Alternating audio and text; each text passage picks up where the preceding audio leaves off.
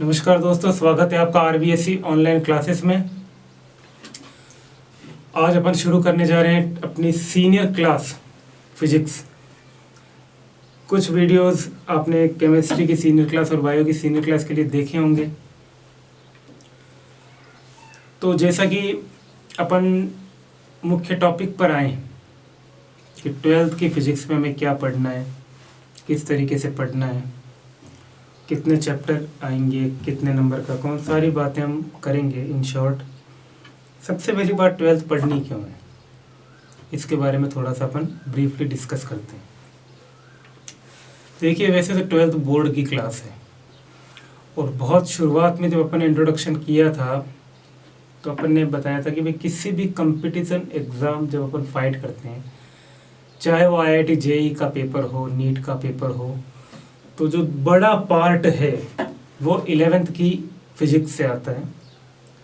60 to 70% syllabus है वो 11th का आता है, 12th का कम आता है। लेकिन अब ऐसा नहीं है कि 12th का पार्ट अगर कम है तो फिर 12th हम पढ़े क्यों सर। अगर हमें IIT क्लियर करना है तो हमें 12th की अपेक्षा 11th ज़्यादा पढ़नी पड़ेगी। हम जो सोशल लाइफ में हैं, उस सोशल लाइफ में 12th की क्लास का बहुत महत्वपूर्ण योगदान है। 11th में कितने परसेंटेज बने कभी किसी ने आपसे पूछे नहीं होंगे और शायद आपको भी नहीं पता होंगे। मार्कशीट आ गई, पास हो गए, 12th में आ गए। 12th जो है वो बोर्ड का एग्ज़ाम है और बोर्ड के एग्ज़ाम का रिज़ल्ट बोर्ड बनाती है। हमारी कॉपियाँ भी बाहर चेक होती है। तो कहते हैं जो सही मायने में मूल्यांकन है कि हमने 11th में कितनी पढ़ाई की है, क्योंकि 11th की बिना पढ़ाई के तो हम 12th की पढ़ाई कर ही नहीं सकते। 12th का कोई भी टॉपिक आएगा तो उसमें 11th का पार्ट भी तो रहेगा। तो अगर हमने 11th नहीं पढ़ी है तो 12th तो फिर रटने वाली बात हो गई कि ये एन के एन धक्का लगा के हमें पास होना है। कंसेप्ट हमारे क्लियर होंगे नहीं जब तक हमने 11th पढ़ी नहीं है। अब 12th का जो पेपर है वो राजस्थान लेवल पर सेम होता है। RPSC उसका पेपर बनाती है, आपकी कॉपियाँ बाहर चेक होती है, रिज़ल्ट कंबाइंड बनता है पूरे राजस्थान का। तो चलो मेरिट लिस्ट हटा दी गई है, उम्मीद है अपकमिंग 1-2 साल में मेरिट लिस्ट भी फिर से शुरू हो जाएगी।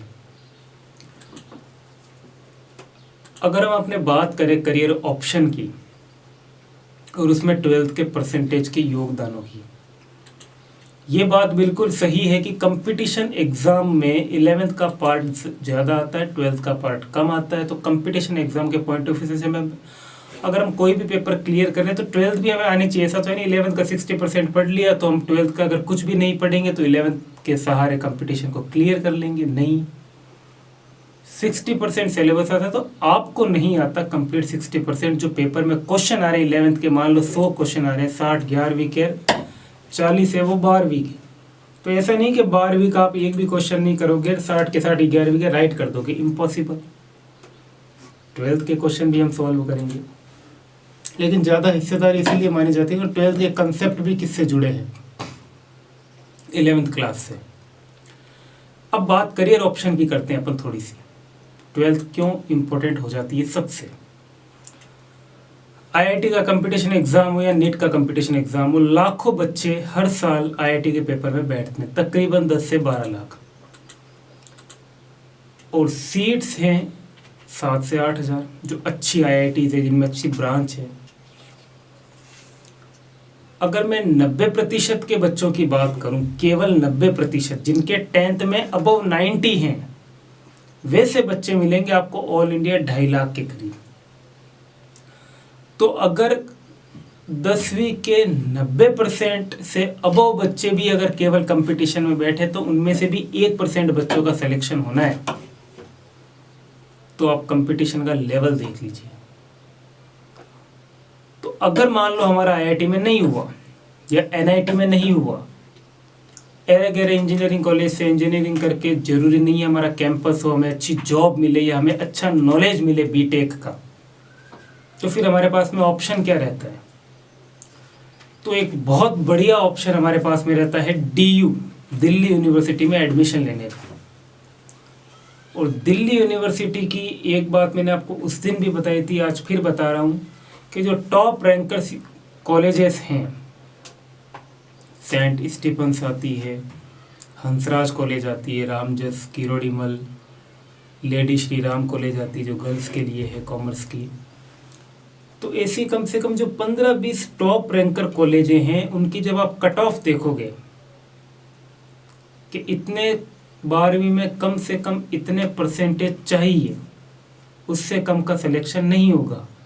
तो कई जो टॉप रैंकर्स कॉलेजें हैं जैसे हंसराज हुई, जिसमें अगर आपको बीएससी में एडमिशन लेना है ग्रेजुएशन के लिए, तो कम से कम आपके सीनियर में परसेंटेज होनी चाहिए 98, 99, और ये भी कब, चौथी कट ऑफ में।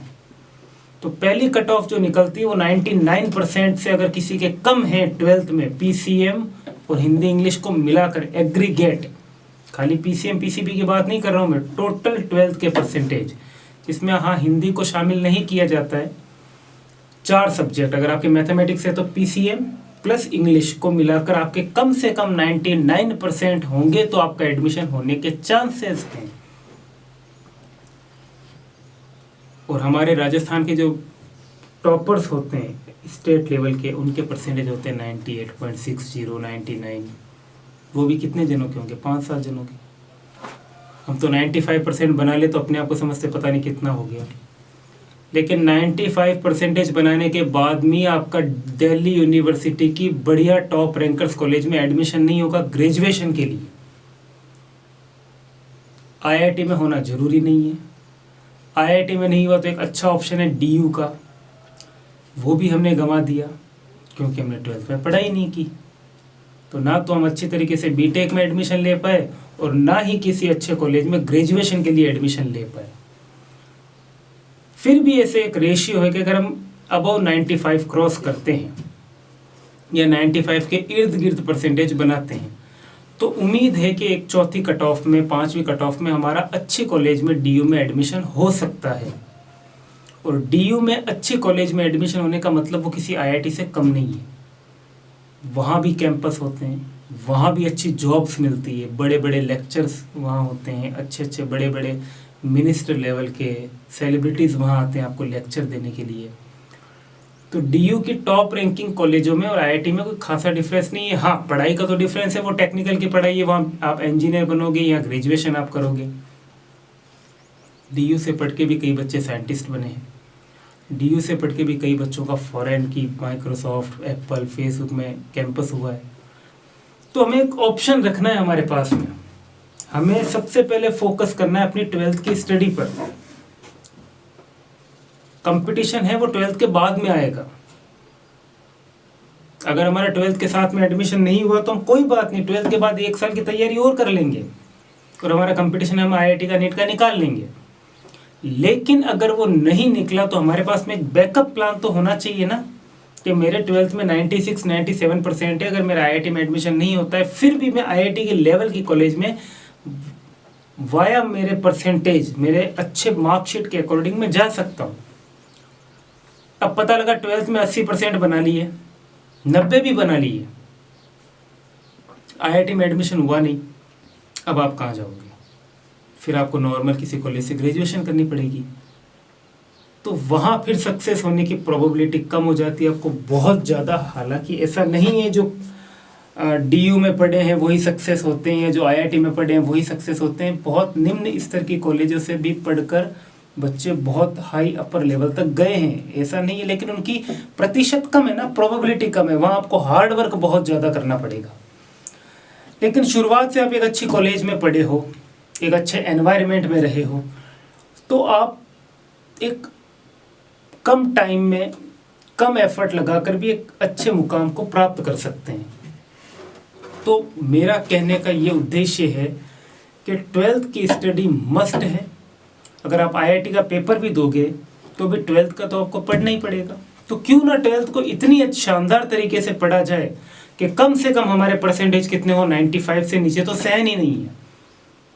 अब अगर किसी बच्चे ने 95-97 परसेंटेज बनाए तो ऑब्वियसली बात है उसको 12th पूरी आती है, 11th वो पढ़ के आया है, अब अगर वो 1 साल प्रिपरेशन करेगा तो आईआईटी में एडमिशन के चांसेस भी तो बढ़ेंगे ना। 95% आपने बनाया मतलब आपको 12th आती है तभी तो 95% बने ना। लेकिन अगर परसेंटेज भी नहीं बने इसका मतलब आपने पढ़ाई की नहीं तो आईआईटी के चांस भी बने नहीं। आईआईटी में हुआ नहीं, परसेंटेज कम है तो किसी अच्छी ग्रेजुएशन कॉलेज में भी एडमिशन हुआ नहीं, तो फिर आपको मेहनत तो सक्सेस होने के लिए कभी ना कभी करनी पड़ेगी। फिर आप मेहनत करोगे। अगर आप नॉर्मल किसी कॉलेज में जा रहे हो तो आपको बीएससी में बहुत ज़्यादा मेहनत करनी पड़ेगी। वहाँ आपने मेहनत नहीं की तो आपको जॉब लेने के लिए, गवर्नमेंट जॉब लेने के लिए और ज़्यादा मेहनत। जैसे जैसे आप टाइम बिताओगे वैसे वैसे मेहनत करने का रेशियो बढ़ता जाएगा। तो क्यों ना करियर के शुरुआत में ही, अभी हमें बहुत कम मेहनत करनी है। 12th की आपको इतने सारे आपके पास में सोर्सेज है, लिमिटेड सिलेबस है, आसान सा पेपर आता है, आसान सी मार्किंग होती है, तो क्यों ना वो मेहनत अभी कर लें। आज मेहनत करेंगे तो भविष्य में शायद कम मेहनत करने पड़े और सक्सेस होने के चांस ज़्यादा हो। आज मेहनत नहीं करेंगे तो भविष्य में मेहनत बहुत ज़्यादा करनी पड़ेगी, सक्सेस होने के चांसेस है वो बहुत कम हो जाएंगे। तो इसीलिए 12th को बिल्कुल फोकस होकर पढ़ाई करें, कंप्लीट सिलेबस करें, बार बार रिवीजन करें और कम से कम आप अपनी कॉपी पर लिख लीजिए मेरे को 98% से कम तो चाहिए ही नहीं। और 98%, 97% एग्रीगेट बनाने के लिए आपको पीसीएम या पीसीबी में 100 आउट ऑफ 100 नंबर तीनों में चाहिए। मतलब उनमें तो 300 में से 300 आने ही चाहिए, क्योंकि हिंदी इंग्लिश लैंग्वेज है तो वहाँ तो नंबर वैसे ही कटेंगे। इनमें नंबर कटने के चांस नहीं देने अपने को। और बहुत बच्चों के आते हैं, ऐसा नहीं है नहीं आते, 300 में से 300 काफ़ी बच्चों के आते भी हैं। चलो एक आधो नंबर कट जाता है, वो एक नथिंग बिग इश्यू, बट कोशिश हम ये करें उन 300 में से कम नंबर कटवाएं। एक कट गया, 2 कट गया, अलग बात है। एक किसी सब्जेक्ट में 100 लिया, किसी में 99 आ गए, 99 आ गए हिंदी इंग्लिश में, फिर वो कवर हो जाता है। तो अब बात करते हैं फिजिक्स की। तो फिजिक्स में तो 100 आउट ऑफ 100 बहुतों के आते हैं। तो 12th को आपको बिल्कुल फोकस होकर पढ़ना है। आप ये कोशिश करें कि मेरे फिजिक्स केमिस्ट्री मैथ में या फिजिक्स केमिस्ट्री बायो में तो 1 नंबर भी कटे नहीं। कोशिश तो 100 आउट ऑफ 100 की करके चलनी है। चलो फिर भी 1 आधो नंबर कट जाता है तो कट जाता है। तो फिजिक्स की बात करते हैं, बेहद आसान सिलेबस है। 12th की फिजिक्स 11th की फिजिक्स से थोड़ी आसान है। 100 आउट ऑफ 100 आने के चांस भी बहुत बढ़िया होते हैं। जो आपको पढ़ाया जाएगा, जो आपको नोट्स मिलेंगे, इसकी गारंटी है। 56 नंबर का पेपर आता है बोर्ड एग्जाम का।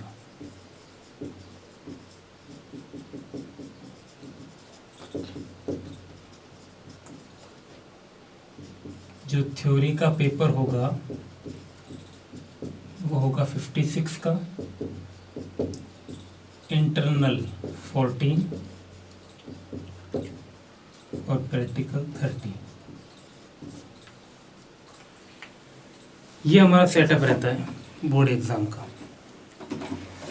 ये नंबर तो आप मान के चलो कि हर विद्यार्थी के पूरे जाने ही जाने, इसकी टेंशन तो आपको लेने की जरूरत है नहीं। ये तो स्कूल की हेडेक है, वो भेजते हैं और जाएंगे। हमें तो ये फाइट करना है कि हमें तो इसमें 56 में से 56 आने चाहिए। ठीक है, 56 नंबर का बोर्ड का पेपर आता है। जो भी एनसीईआरटी का सिलेबस है उसके अकॉर्डिंग 14 या 15 चैप्टर हैं।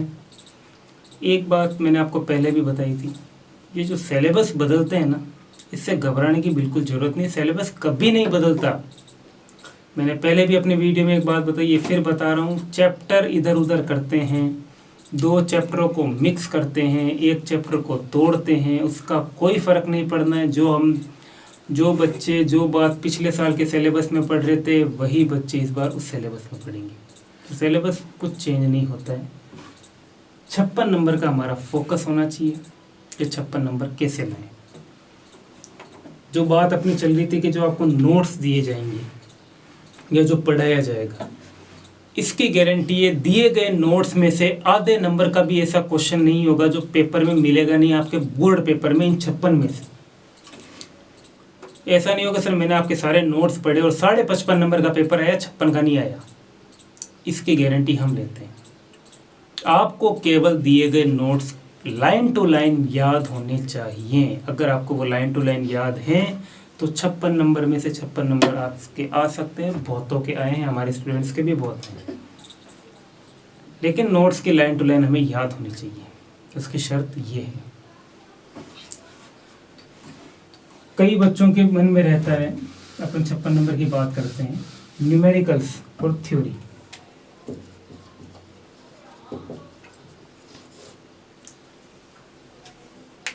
आरबीएससी का जो पैटर्न है, सीबीएसई में थोड़ा पैटर्न अलग हो जाता है। एग्ज़ाम का सिलेबस सेम है, एग्ज़ाम का पैटर्न थोड़ा अलग है। अपने आरबीएससी का जो पैटर्न है एग्ज़ाम का, उसमें न्यूमेरिकल के लिए बहुत कम जगह है।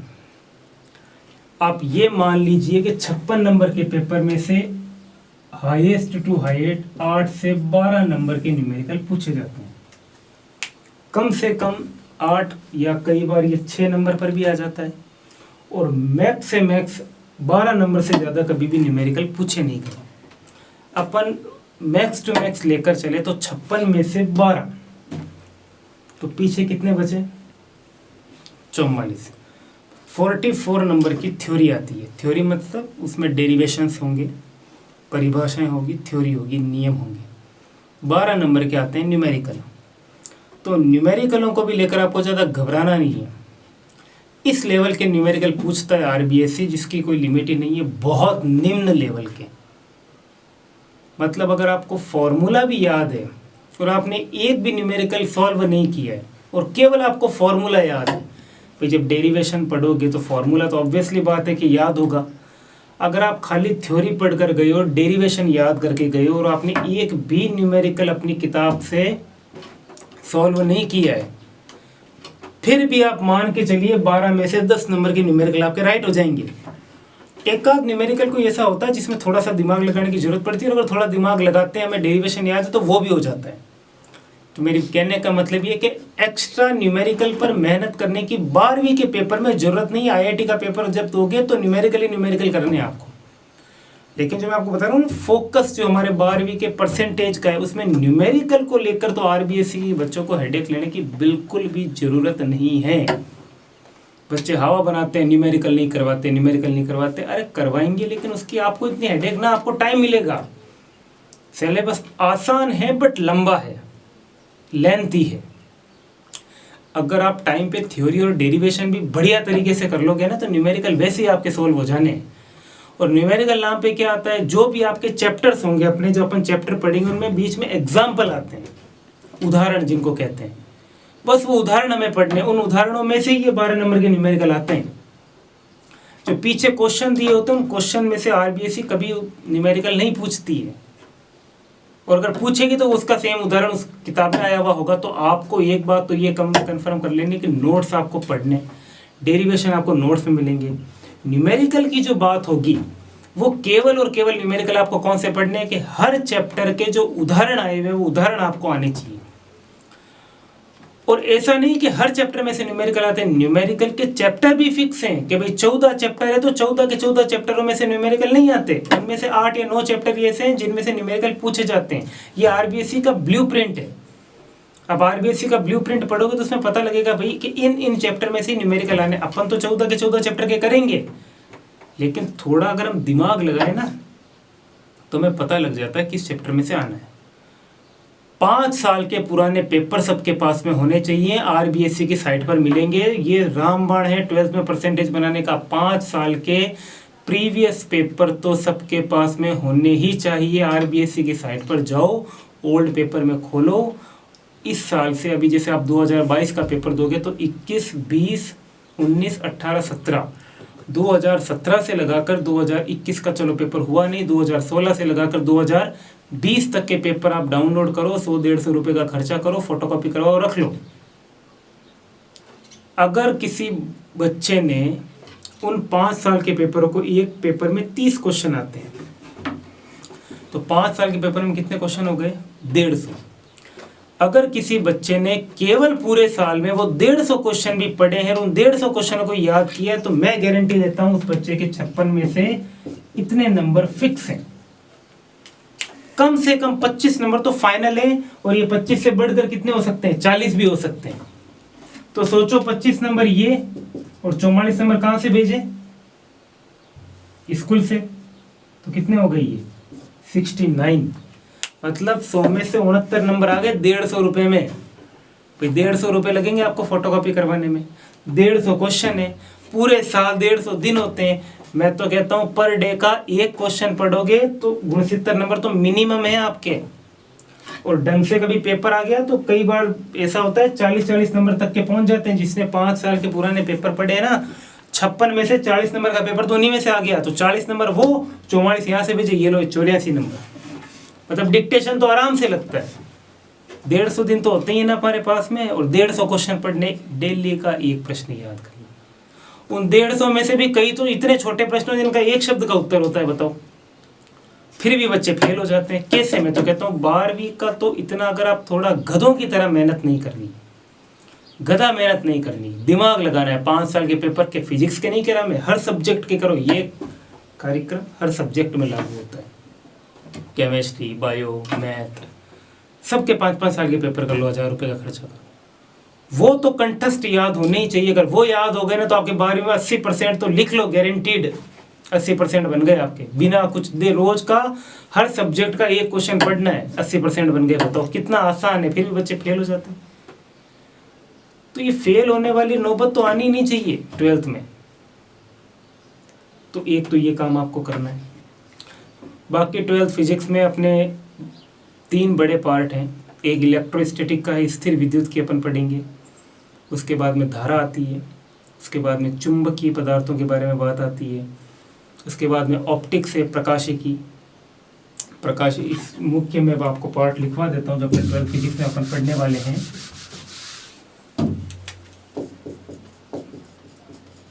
इलेक्ट्रोस्टैटिक का पार्ट है। उसके बाद इलेक्ट्रिक करंट का पार्ट है। फिर मैग्नेटिज्म आ जाता है, अल्टरनेट करंट है, ऑप्टिक्स है, सेमीकंडक्टर्स हैं, इलेक्ट्रो मैग्नेटिक वेव।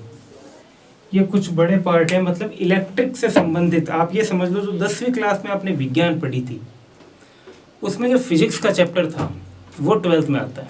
प्रकाशिकी, परावर्तन, अपवर्तन, ओम का नियम, चुंबक और स्टेट का प्रयोग, है ना। ये सारी चीज़ें इलेक्ट्रिक और मैग्नेटिक का बहुत ज़्यादा इसमें फिजिक्स में यूज़ है। हर चैप्टर के नंबर भी फिक्स हैं। कुछ बड़े चैप्टर हैं, कुछ छोटे चैप्टर, लेकिन हमें सब चैप्टर को बराबर योगदान देना है। ये नंबरों की बात तो जब पेपर नज़दीक आते तो हम ज़्यादा करें तो बेटर है। बाकी आपको बता दिया, सिंपल सा फंडामेंटल है। पेपर सबके पास में डाउनलोड होने चाहिए। और ऐसा नहीं कि आज से पेपर ही पढ़ें। कोशिश हमें 100 नंबर की रखनी है। ये तो उन बच्चों के लिए जिनको पास होने की नौबत आ रही है, उनके लिए रामबाण है। आप पेपर रटो। सिलेबस धीरे धीरे हो गई, जैसे जैसे सिलेबस होता जाए। आज पहला चैप्टर हो गया तो आप देखो 5 साल के पेपर में से कॉपी बना लो। सिंपल सरल सा फंडामेंटल एक कॉपी बना लो। पहले चैप्टर में से कौन कौन से क्वेश्चन आए हुए, 5 साल के पहले चैप्टर क्वेश्चन छांट लो, एक कॉपी में लिखो, याद कर लो। सेकंड चैप्टर में जब पूरा मैंने पढ़ा दिया, सेकंड चैप्टर के 5 साल में से इस साल में सेकंड चैप्टर में से ये आया, इस साल ये आया, इस साल उसके अलग से कॉपी बना लो, उत्तर लिखो। उत्तर तो आपको नोट्स में से मिल जाएंगे। तो एक कॉपी तैयार हो जाएगी, इतनी सी बस वो कॉपी रटनी, 80 नंबर आ जाएंगे। तो ये है 12th का फंडामेंटल। बहुत आसान है, बिल्कुल बढ़िया तरीके से अपन पढ़ेंगे। न्यूमेरिकलों की ज़्यादा हेडेक नहीं लेनी। सारे उदाहरण आपको करवाए जाएंगे कब? जब अपनी थ्योरी कंप्लीट हो जाएगी।